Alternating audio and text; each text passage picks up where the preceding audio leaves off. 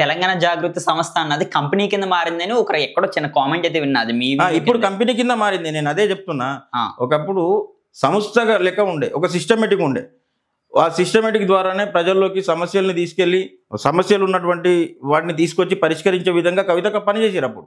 ఇప్పుడు ఆ ప్రయత్నం కాదు కదా, అసలు డోర్ దాటి లోపలికి వచ్చే పరిస్థితి లేదు.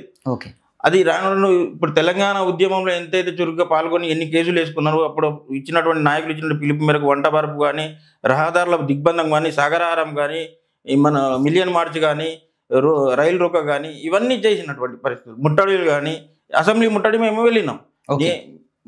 మేము అసెంబ్లీ ముట్టడి ఎవరు కూడా చేయలేదు. జస్ట్ 10 మంది మేము వెళ్ళినాం. కోటిలో బస్ ఎక్కి అక్కడ నుంచి వచ్చి ఇక్కడ అసెంబ్లీ ముందట దిగి లోపలికి మేము వెళ్ళినాం ఆ రోజు.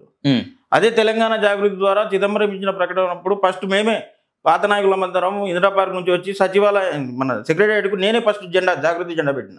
అంటే కరుడు కట్టిన కార్యకర్త అప్పుడే తయారైంది. వాళ్ళందరినీ ఒక టైం పీరియడ్ లాగా వాడుకొని ఇప్పుడు వదిలేసి కనీసం వాళ్ళని పట్టించుకున్న పాపనాలు పోలేదు. ఎవరు? కవితక్క.